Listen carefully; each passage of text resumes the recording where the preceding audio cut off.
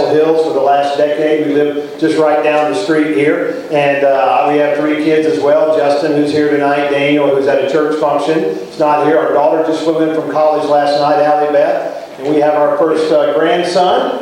He's back there in the back. Peter's got his little shirt on. Vote for my papa. I don't know what else you need to say. I think I should just bring him up here. But anyway, Lisa and I moved here in 1985. We come from very humble beginnings. My mom and dad were school teachers. And I was a founding partner in an investment company. We built that company up, and now that company now employs more than 30 people in the area and puts $20 million worth of revenue back into the economy. And that's really what I'm about. I'm about promoting jobs, and the way you promote jobs in this economy is you get rid of onerous taxes like the margins tax.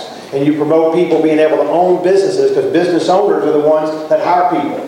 And that's what we need to do. The other thing we need to do on our education side, we need to get rid of the unfunded mandates that the state puts down on the local school districts. That causes us to spend more than 50% of what we have in school district funding outside of the classroom. We need to do something about that. For immigration, I am very pro-legal immigration. Anybody else like that? Absolutely, that's what we are. However, we're a country of laws, and we need to make sure that we don't have taxpayer-funded benefits for illegal immigrants. We need to make sure that we don't have in-state tuition when our kids can't even get into our state schools. We need to make sure that we do that. And finally, what I want to do is I want to make sure that we look at the budget and we don't just cut little pieces. We go in there and we cut those programs and those agencies that don't have any business of being part of this government process. So thank you very much, and I really appreciate your vote beginning Monday, May the 14th.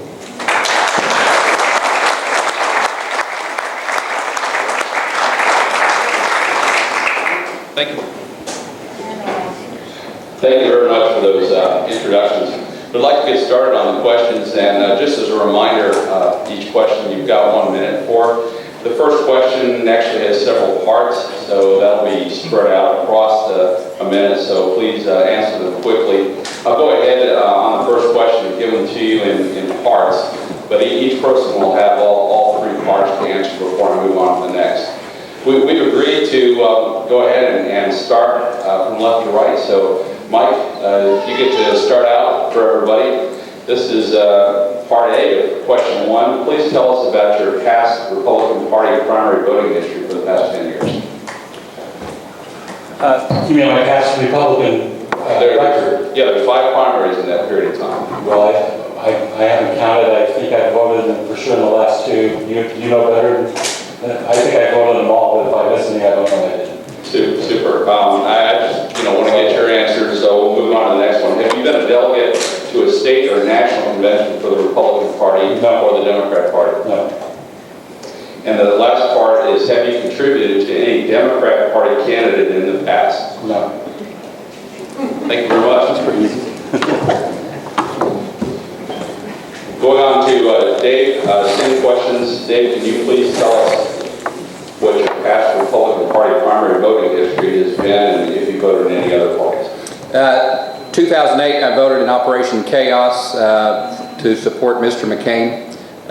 Most of y'all would remember that. I will tell you, it's kind of like going to a Mensa Club meeting. I knew I didn't belong, but I did it in hopes that it would strengthen the Republican Party at the time. Have you been a delegate to a state or national convention? If so, which party did you represent? None. Have you contributed to any Democrat Party candidate in the past? If so, when and for whom did you contribute? You know, that was a question that was asked at Lake Dallas one time, and I really had to think about it. But I actually, Bob Bullock, when he was lieutenant governor, which was probably one of our finest lieutenant governor, I actually made a donation to his campaign. Is that the only one? That's the only one that I know of. Great. Same question, Ron Simmons. Please tell us about your past party primary voting history for the past 10 years. Yeah, I've only voted in Republican primaries, and my business schedule could have had me out of town, but I believe that I voted in most, if not all, of those primaries, all Republican. Thank you.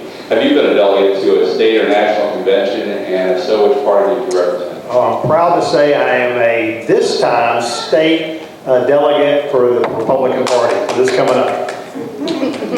Have you contributed to any Democrat Party candidate in the past, and if so, when and for whom did you contribute? No, only Republican candidates.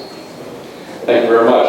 As shift, and we're going to ask questions back and forth. Diana Thompson's going to ask the next question. All righty, so this one we start with Dave, and then go down and come back to Mike, okay? So Dave, what would be your first top 5 priorities if you're elected, and what legislation would you introduce if elected? Top 5 priorities: budget, budget, budget, budget, budget. We have an extreme problem in the state of Texas. We've been kicking the can down the road for a long time. We can no longer be reactive. We're going to have to be proactive. We've got some very short-funded public education as well as Medicaid, which makes up almost 72% of the budget. So it's going to be a lot of time and discussion on those 2 items in particular. As far as legislation that I would introduce, I've got to get past May 29th before I can even think about legislation that I would introduce. One of the things that I have always been capable of doing is rounding the troops and doing what's right for our own community, and I think I can do that in Austin and being able to convince people that we need to do what's right for the state of Texas, not for a particular subset. Okay. Would you like me to restate the question? Please do, yes. Cool. Okay, what will be your top 5 priorities if you are elected, and what legislation would you introduce if elected?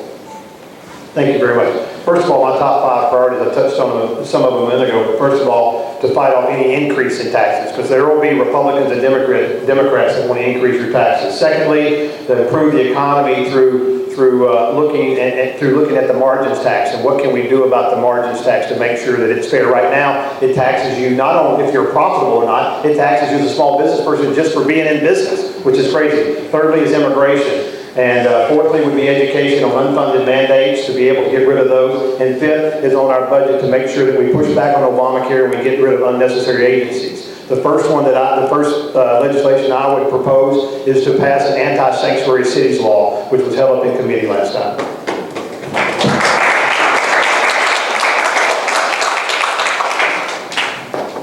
I think I'm good. We know that. Oh, thank you. I wrote down 5 things that are the most important 5 to me. The budget has got to be addressed. That's going to eat up our time first and foremost. Education is a big issue with me. I'm going to come back to that. The border, families is extremely important to me. The greatest work any man or any woman will ever do is within the walls of their own home. And I have some ideas on what we can do to strengthen families. And the last one that's on my mind is bullying in schools. So let me go back to education. I think we're failing in the educational process in our state. And it's not the teacher's fault. It's not the student's fault. I believe that we put too much stress on teachers. Almost every teacher I talk to is exhausted and tired. We need to quit evaluating teachers based on the task and STAR test. We need to get rid of that process. We need to quit micromanaging the school districts. Let these good men who run these school districts do what they know best. And we need to give parents choice. That's my time's up. I'll talk more about that. I hope. Thank you. Excuse me, moderators and candidates, if you guys could just hold the mics up a little bit closer. There's a lot of feedback, so we want to hear every word you have to say. Maybe just a little bit closer. Thank you. Well, I'm here first on this one. What are the personal values that you bring to Austin that you will use for considering legislation that will also affect the way that you vote on bills in Austin?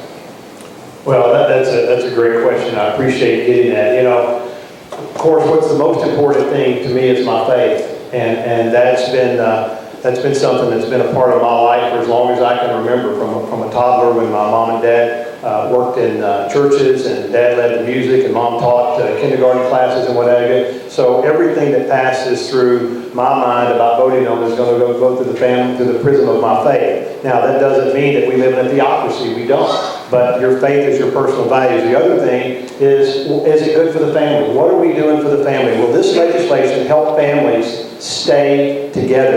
Because that's the problem with our schools, is we don't have parent involvement. We don't have parent involvement a lot of times because we have families that are blown apart. We need families to stay together. And then finally, the prison will be, is this a responsibility of government? Should government be in the business of doing this? Thank you. Mike, same question. Tell us about your personal values. Well, the most important thing to me is my God. I'm a grateful believer in Jesus Christ. I believe in the Christian Judeo principles found in the Ten Commandments and in the Scriptures. I've tried to live the higher principles of that. I've always fallen short, but I'm trying. The next thing that is close to that is my family. I love my family and my children and my grandchildren. I've had a great blessing of having those two things in my life.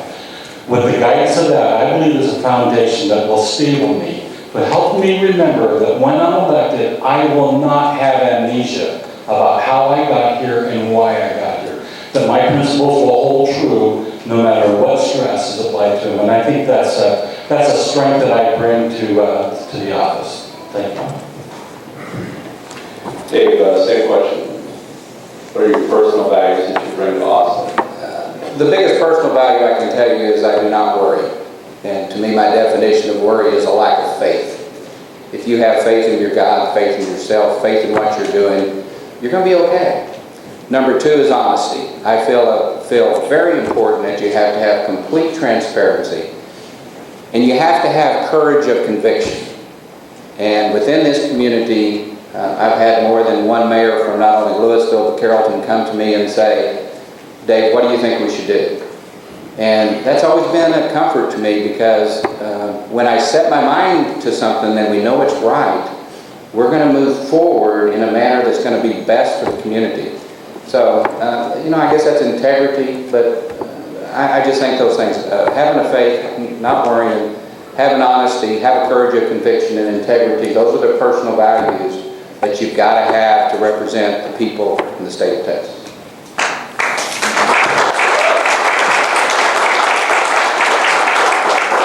All right, now we're back to Mike. Should Texas receive federal funds to implement Agenda 21, which is sustainable, green, etc. projects? No. No. A strong no, as loud as I can say no. Agenda 21 is evil. It has to be stopped with every amount of strength that we have to fight against that. So thank you very much. We're not taking funding and we're not going to let it pass. It's not going to let us ruin our lives, which I think it will. No. I have 1 minute, right? No. Look, we're running into the same problem with Medicaid. Nothing against the past legislatures, but when you commit Texas dollars because of a federal program, then you have to fund it. The feds are going like, ha. We can't allow that. We have some things in the Texas Constitution that no other state has. I'm a native Texan. We're not going to give up our sovereignty. We're not going to give up our liberty and our pursuit of happiness for an idealistic program that does not fit the profile of a Texan. I agree with Mike and Dave that the answer to that is no, but you got to understand Agenda 21 a little bit more. It's really about private property rights. That's what Agenda 21 is all about. And one of the things that we have to be very careful of is not so much the tyranny of others, but the tyranny of our government. And that's where the big problem